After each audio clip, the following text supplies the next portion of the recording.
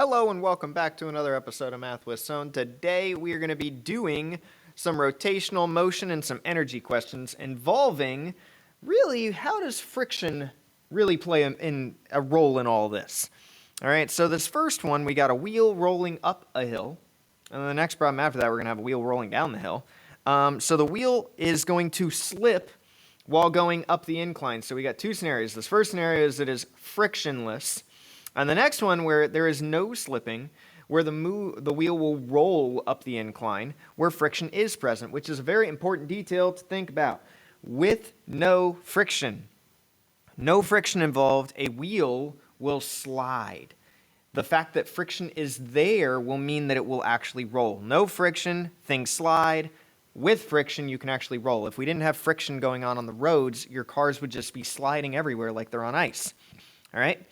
Now, an important detail, when friction is present, it is used to convert rotational kinetic energy into linear kinetic energy. The magnitude of the negative rotational work done by friction is equal to the positive linear work done by friction. Thus, friction does no net work on the wheel, which essentially kind of is meaning that like the friction is turning, the work done by friction is essentially used to turn the wheel. It is not used to kind of slow down the object in a way. All right, so with that in mind, the wheel slips while going up the incline. If the wheel is slipping, then we're going to do this here, your gravitational potential energy and your kinetic energy, according to the conservation of energy, would have to equal the potential plus the kinetic final. Well, if there's no friction, that means there's no rotational energy happening, and we're just going to have a regular normal conservation of energy question. At the bottom, there is no potential. We do have kinetic, 1/2 mv squared, however fast this thing was moving up the hill. And at the end, we have a whole bunch of potential, but we have no kinetic. And the potential at the end would equal your mass times gravity times height. Well, what are we asked to do? We're asked to find how high it goes up the incline. So we're solving for h here. We would divide by m on both sides, canceling those out. We would have a 1/2. We would divide by g, so that would end up on the bottom. And the v squared would end up on the top, and you would have your height. All right, beautiful. Part B. Let's do part B over here. There is no slipping on the wheel, and therefore we have friction. If we have friction, we are going to have rotational motion. All right, so we still start with ui plus ki is equal to uf plus kf. And there is still no potential energy in the beginning. Your kinetic energy in the beginning would equal 1/2 mv squared, just like before, but then you have to add in the rotational part, which would be 1/2 I omega squared. And that would equal mgh. So the big difference is that now we have rotational energy added to the mix. So we got the regular kinetic linear energy, now we got the rotational energy. We got to do a few calculations to solve for the height here. The first of which is recognizing that omega is going to be equal to your velocity divided by radius. Okay, so we can plug that in. We can also plug in I. The inertia of a solid wheel is 1/2 mr squared, which would be provided to you.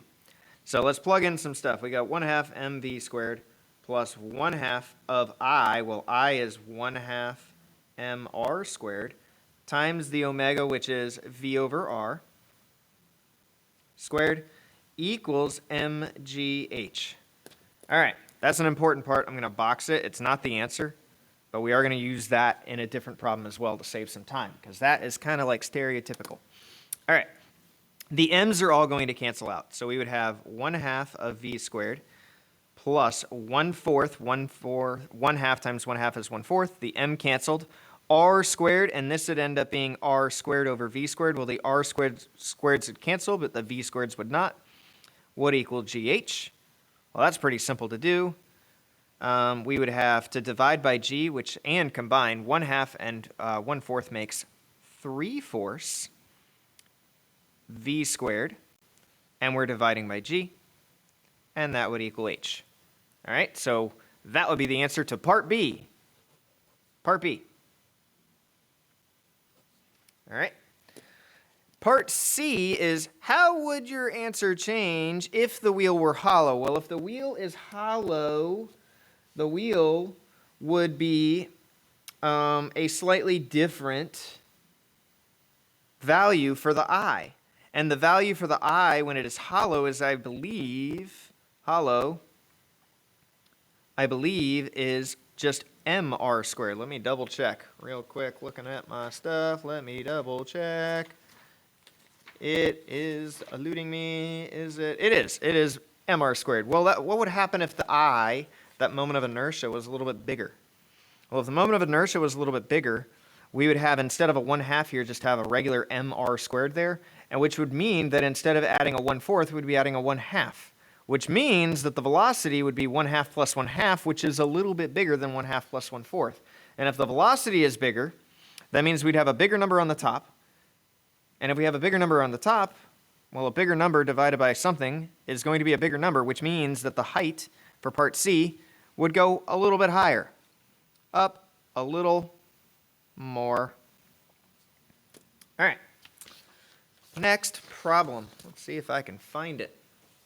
Here we go. This problem, we are rolling up. No. This problem, we are rolling down a hill. Okay, so the first part is going to be find the linear speed of the center of mass when it is going to reach the bottom of the incline. So with that in mind, we have, let's see if I can get some spare paper here so it looks a little bit neater. Find the linear speed at the bottom when it reaches the bottom of the incline. So again, friction is going to be prevalent, but that is really only enough for us to think about it in terms of that is to get the ball moving. This is going to start almost the exact same way as the previous problem. This time, you have potential energy in the beginning, so this is going to be mgh. We have no kinetic energy in the beginning, but we do have kinetic energy in the final and no potential energy at the final. So this would be the kinetic energy, which is going to be the rotational and the linear. So the rotational and the linear would be 1/2 mv squared. That's the linear part. And then the rotational part would be 1/2 of the I times omega squared. Now this should look familiar, and there's a reason I said I'm going to box this guy to make sure that you recognized how they were similar. They're the same thing. 1/2 mz squared plus 1/2 I times the other part. So we're going to rewrite that to save some time right here. We got 1/2 mv squared plus 1/2 times 1/2. This is the I part, r squared, v squared over r squared would equal the mgh. Okay, well, what are we solving for this time? We're wanting to find the speed at the bottom, so instead of solving for h, we're going to solve for the speed. Well, they all have an m, that's going to cancel out, and run out of room. All have an m, they cancel out. The r squared and r squared will cancel out. We got 1/2 v squared plus 1/4 v squared, the exact same as last time, equals gh. We're solving for v, so this would be 3/4 v squared equals gh. We're going to multiply by 4/3, you get v squared equals 3. On the bottom, it'd be 4gh over 3. And then you'd have to square root. So the v would equal the square root of 4gh over 3. Part 1, done. Now let's write the answer, just in case we need it. Square root of 4gh over 3. Calculate the acceleration, 4gh over 3. Calculate the acceleration of the wheel down the incline. Well, the acceleration of the wheel down the incline is going to involve a little bit more stuff, to say the least.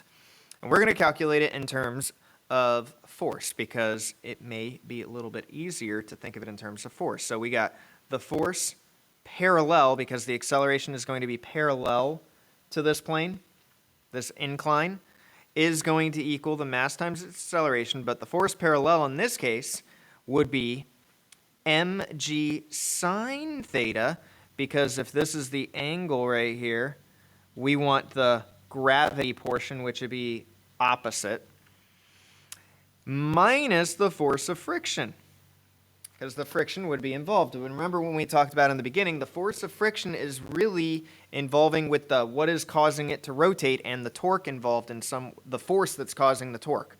So we also need to involve the sum of all forces for torque, which would be the moment of inertia times the angular velocity from previous formulas we've learned. Well, what is torque? Well, torque would be the force of friction, that's the force causing it, times the radius, would equal the moment of inertia, that is still 1/2 mr squared, times the acceleration, but we're going to turn acceleration, the angular acceleration, into regular linear acceleration. Remember that angular acceleration is equal to a over r when you manipulate the formula. So this would be a over r squared. Now we're solving for the force of friction, so we need to divide by r. And if we divide by r, this is not squared. If we divide by r, nope, that was squared, excuse me. Then we end up with the force of friction is equal to 1/2 m times a. All right? So, with that in mind, we can plug that in for right here. So we would have mg sine theta minus 1/2 ma would equal the mass times acceleration of this object. Well, the m's are going to cancel. You have an a and you have a 1/2 a. You're going to add that 1/2 over, giving you 3 over 2a is equal to g sine theta. Multiply by 2, divide by 3, the acceleration would equal 2/3 g sine theta, or you could think of it as 2g sine theta all over 3. That's our acceleration. All right, we're near the end. We're near the end. Determine the minimum coefficient of friction required to prevent slipping. So I'm going to start by writing this problem right here. Our answer to the previous one was a is equal to 2g sine theta all over 3. All right. Now if we wanted to determine the coefficient of friction that would be needed for it to actually turn, we would need to understand that the force of friction will have to equal the coefficient of friction times mg cosine theta, and that is because the coefficient of friction is going to be acting in the opposite direction. If we think of this ball moving on this ramp, this is the force causing it to go down, but the force of friction is the thing causing it to rotate and or like turn. It would be acting the opposite direction. Well, that would have to be equivalent. This force of friction, the coefficient of friction times mg cosine theta, which would be the adjacent part, would be equal to 1/2 ma. Well, what did we just figure out the 1/2 ma standard for? That would be the 2/3 g sine theta. Okay, that was the acceleration part. So we would have the coefficient of friction times mg cosine theta would equal 1/2 m times the acceleration 2g sine theta over 3. The m's cancel. We're looking for the coefficient of friction.